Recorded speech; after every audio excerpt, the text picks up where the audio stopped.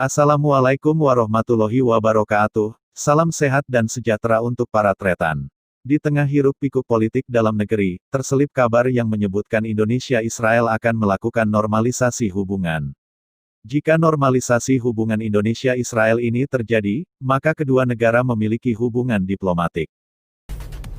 Kabar tersebut sontak direspon ekonom dari Center of Reform on Economic Core Indonesia Yusuf Rendy Manilet, dan Direktur Eksekutif Indef, Tauhid Ahmad.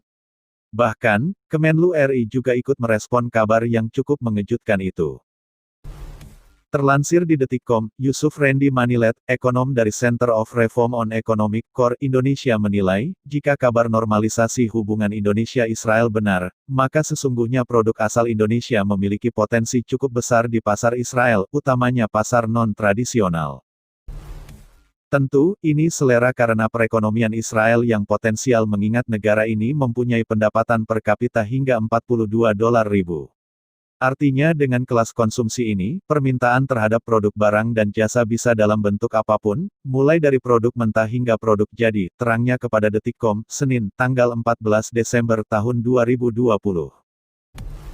Di samping itu, lanjut Rendy, Israel memiliki perkembangan teknologi yang merupakan salah satu terbaik di dunia. Hal itu bisa dimanfaatkan dengan menggandeng Israel untuk investasi di bidang teknologi. Direktur Eksekutif Indef, Tauhid Ahmad mencatat produk-produk impor terbesar di Israel adalah berlian. Israel memang dikenal sebagai negara terbesar untuk pemrosesan dan perdagangan berlian dunia. Lalu impor terbesar lainnya adalah minyak mentah dan kendaraan bermotor. Menurut Tauhid, jika dilihat dari portofolio impornya, Indonesia tidak bisa mengambil keuntungan. Sepertinya kita belum punya peluang, karena dia butuhnya diamond, minyak mentah, kendaraan bermotor seperti mobil termasuk pesawat. Jadi kebutuhan impornya seperti itu, saya belum tahu produk pertanian dan lainnya, terangnya.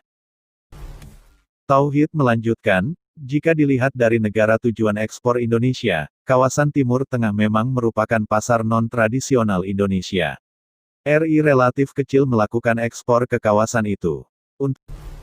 Untuk minusnya, Yusuf memandang Indonesia dan Israel belum mempunyai hubungan diplomatik resmi, sehingga relatif sulit untuk merealisasikan kerjasama ekonomi jika belum mempunyai hubungan diplomatik resmi. Selain itu, tentu akan ada sentimen negatif dari negara-negara yang berseteru dengan Israel, khususnya negara Timur Tengah, seperti misalnya Arab Saudi atau bahkan negara tetangga seperti Malaysia yang tidak mengakui Israel sebagai negara.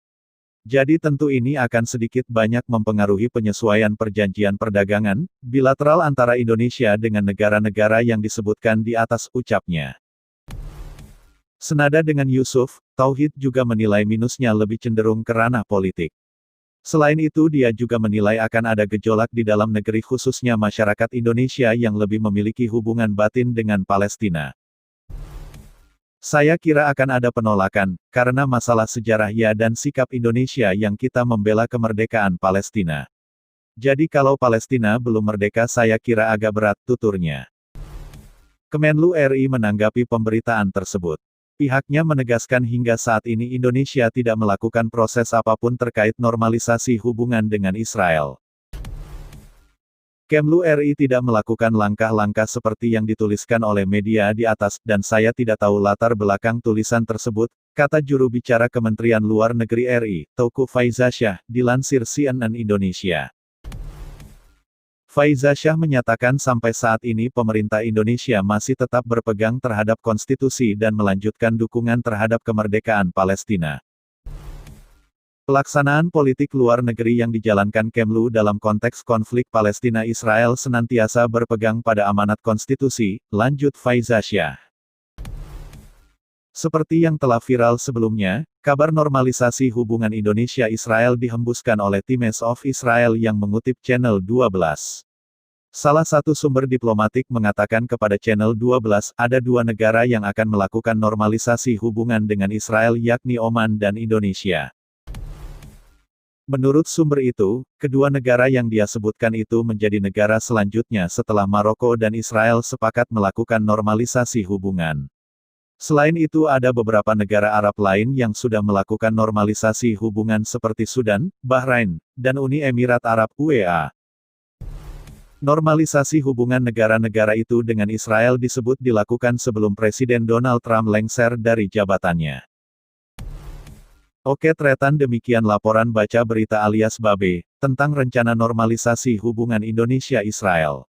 Semoga Babe kali ini, bisa melengkapi wawasan tretan. Assalamualaikum dan mator sakalangkong.